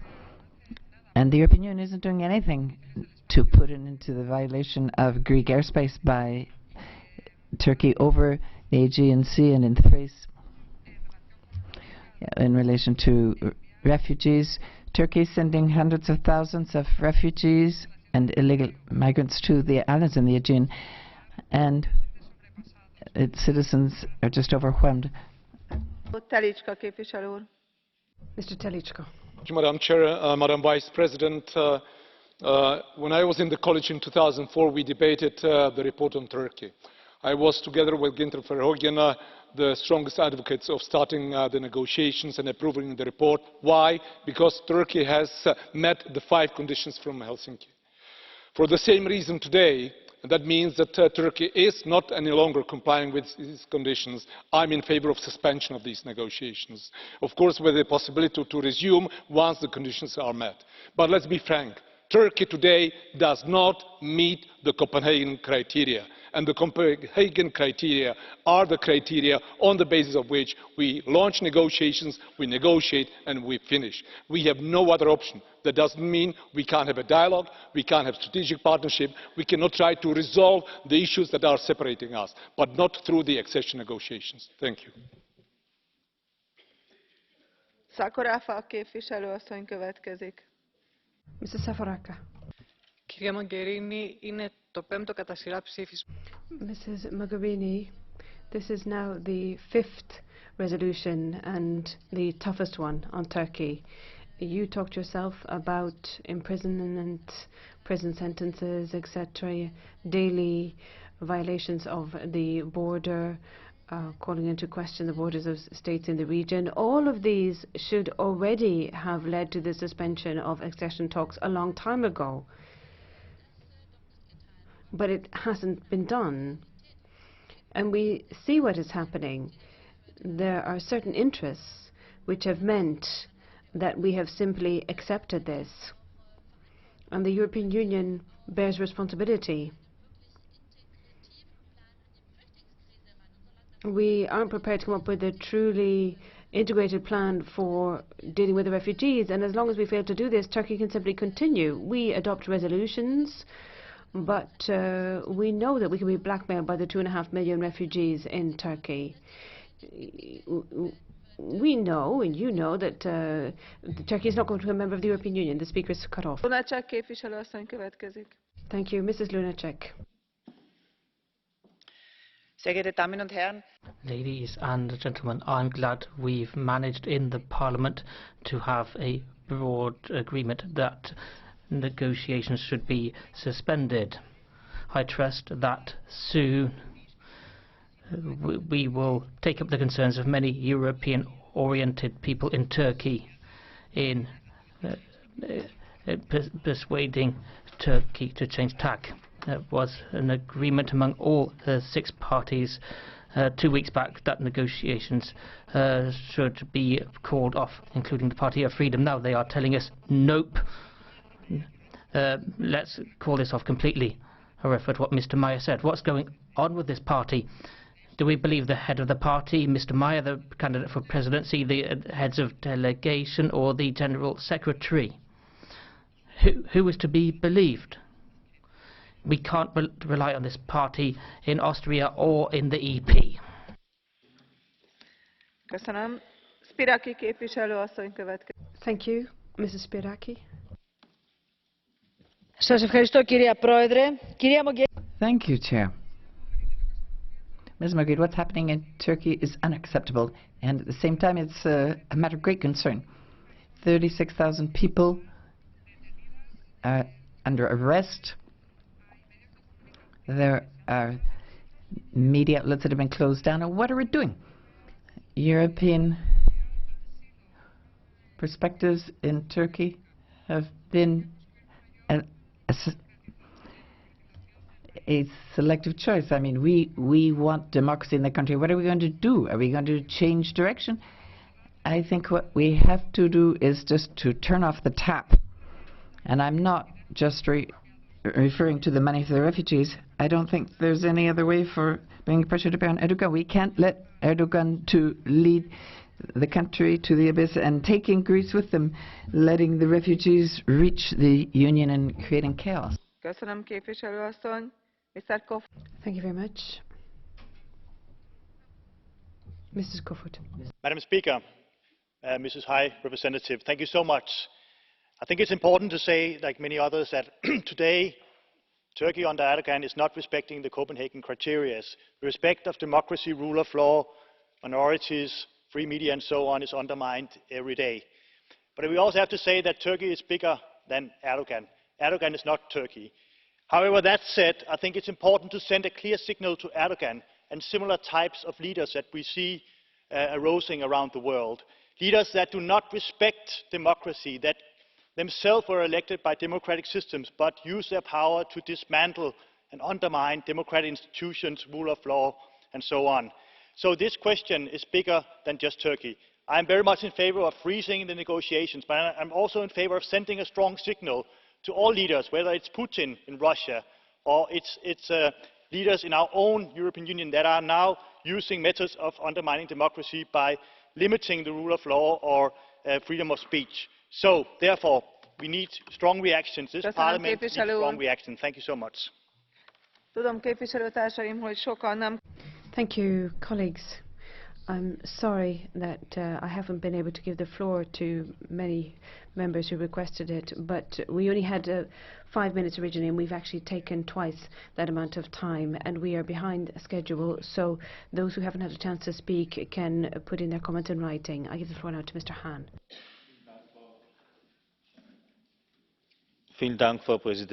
Thank you, Madam President. And on behalf of Vice President Mogherini as well, I would like to thank you very much for the very rich discussion here in the Parliament, and I'm sure that will be reflected in the decision that is taken. I can only repeat the annual report on Turkey gave an objective description of the facts. Unfortunately, this time again, we had to paint a rather bleak picture, and I see that that view is shared fairly unanimously in this House. For some time now, for some years in fact, Turkey has been clearly moving away from the European Union, and that is the reality that we are faced with, the reality which we cannot ignore. In this esteemed House, everyone knows what needs to be done. We need to go back to democracy, and we need a clear commitment on Turkey's part to rule of law. The state of emergency and rule of law are not grounds for exclusion. Even in an emergency, state of emergency situation, rule of law must be applied. And it is also in the interests of Turkey to document that. Both from the economic and political point of view, the current situation could very quickly develop into a very serious decline of instability, particularly in southeast Turkey, but also further afield in the Middle East. First and foremost, what we need is a clear strategy from Turkey itself, not about whether they want to become members of the European Union or not, but a strategy for how they intend to deal with this situation in terms of EU membership. The leadership in Turkey has to understand that they are moving their country away from any credible prospect of EU membership. No one, I think, is underestimating the seriousness of the situation, and I think that all the speeches today were quite clear. Federica Mogherini and I myself were at the Foreign Affairs Council roughly a week ago, and so far we have seen that the member states are not prepared to take drastic measures, but are still focusing on engagement. So we need to continue to push for Turkey to respect its principles in terms of democracy and rule of law. And I will point out once again, Turkey, and this was the objective, is a candidate country. And we expect a candidate country to meet high standards, and no exceptions can be made. There is such a thing as red lines. That has become clear several times in the debate today. I would like to repeat that and emphasize that the introduction of the death penalty, for example, would be quite clearly a very dark red line. Abolition of the death penalty in 2004 was one of the main preconditions for opening the negotiations in 2005. One thing is quite clear: Turkey will always remain a close partner, regardless what the constellation is, in trade, in migration, in foreign and security policy. Because of its geography, that is its destiny. What we need, however, is a Turkey which is clear about its own perspectives and its own role, and it should be a Turkey which is not just made up of Erdogan, and that is our duty as well. We are talking here about 80 million people, and many of those want EU membership, and supporting them should always be our concern. Thank you very much, Commissioner. I've got 8 submissions, and the vote will be on Thursday. Now let's turn our attention to the next point on the agenda. Statement by the Vice President of the Commission, High Representative of the Union for Foreign Affairs and Security Policy, situation in the West Bank, including settlements. Over to you, Ms. Mogherini. Thank you, Madam Chair. Let me, at the outset, and in order to properly frame this exchange, recall that the European Union has a clear position set out in our Council conclusions to pursue the two-state solution. The same two-state solution that, since Oslo, has been identified as the objective of all Israeli governments, of the Palestinian leadership and of the international community. This, to us, is a clear position and also a clear objective, not only of ours, but also that we share with the rest of the international community and of the parties. As the July report of the Quartet points out, action is needed to preserve the possibility of achieving this goal that is commonly shared, at least formally. Stopping the expansion of settlements is an integral part of the efforts to keep the solution of two viable and contiguous states on the table. The so-called regularization bill, which passed a preliminary reading in the Knesset, would allow for the ex-post legalization of Israeli outposts in the occupied West Bank. It would enable essentially the confiscation of private property rights of Palestinian landowners in the West Bank for the benefit of settlers. This would mean crossing a new threshold even under Israeli law for the settlement enterprise in the West Bank. It would also mean the exact opposite of what the Quartet has called for, namely preserving the two-state solution. The debate in Israel on the regularization bill has not concluded, but the choices are clear: either to uphold the principle of the two-state solution, or to go down the path of a one-state reality, which will only lead to further conflict and instability at a time when the Middle East needs all the stability it can get. The choice belongs to Israel, but I believe it is only normal that we express our own views as any friend would do. The Quartet report, on which the European Union, as you know, has worked very much, has identified the process to retroactively legalizing outposts as a threat against the two-state solution. This means an international consensus on this, because the report, as you know, is the result of a common work we have done.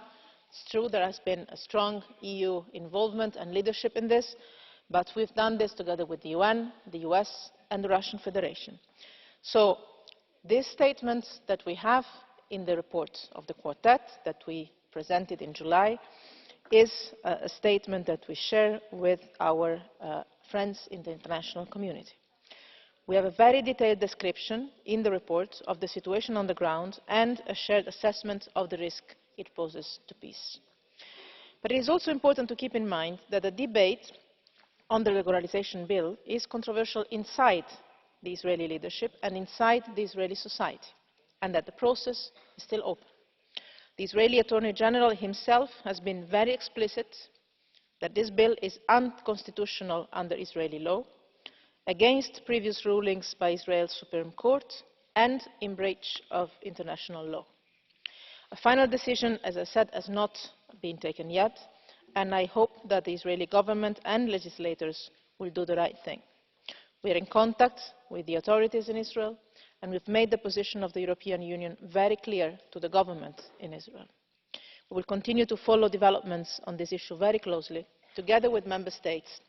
Let me stress here, the European Union is fully united on this issue.